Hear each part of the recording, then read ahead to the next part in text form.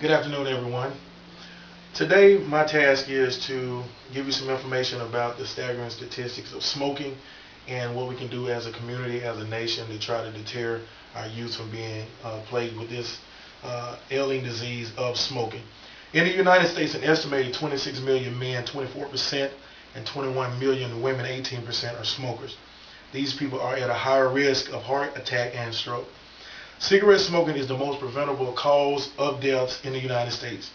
Just to give you an example, the population of Cleveland, Ohio is approximately 400,000 people, which is the makeup of the people in the United States that die from smoking each year, out of 200 million annual deaths. I have an aunt and an uncle that have been smoking for approximately 35, 40 years.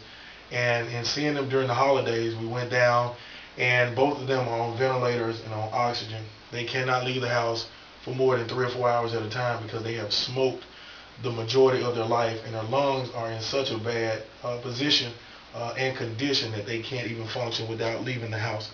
Both of them are suffering from a respiratory disease and have been in and out of the hospital now for about 3 or 4 years. So I think they're operating now on approximately about 25% of their lungs at this point.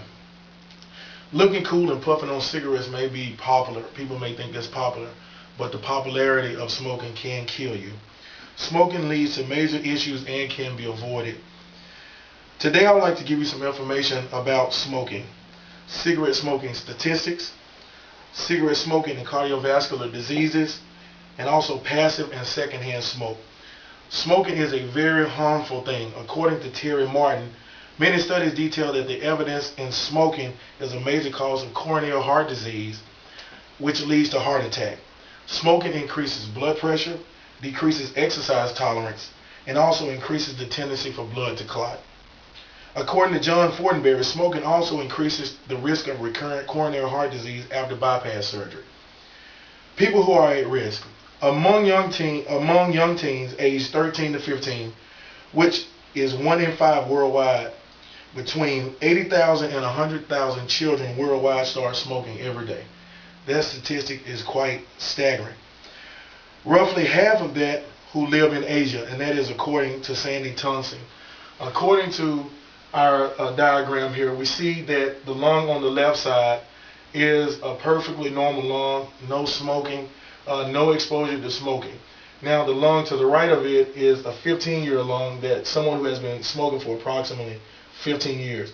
Also, the next one that you will see is a perfectly normal lung, and then the lung beside it is a lung after 25 years of smoking. So I think if we show our kids this type of things, that they will understand the effects of smoking. Also, what can we do to reduce smoking-related deaths? Evidence shows that around 50% of those who start smoking in adolescent years go on to smoke for an additional 15 or 20 years after they initially start smoking. About a quarter of youth alive in the Western Pacific region will die from smoking. What I feel is needed is that we should give our children a solid anti-smoking foundation that will help them resist outside influences. Policies in restaurants, I know in the Memphis area, a lot of restaurants have gone to a no smoking policy. I feel that policies that ban smoking in public places are effective, and that we need to do this across the nation. These also protect vulnerable groups such as children and infants who could be exposed in restaurants to this type of disease. Adults with cardiac or respiratory disease, and also pregnant women against the adverse effects of environmental tobacco smoke. Smoke-free policies in places also send a clear message to the young about non-smoking being the norm, and it also reduces the risk. And this is according to Conrad Jomrazek.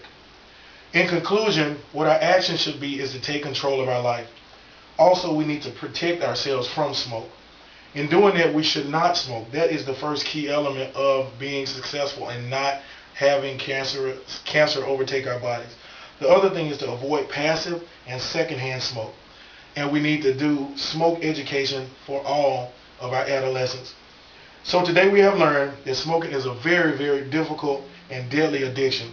Also, diseases can result from smoking, and it is preventable.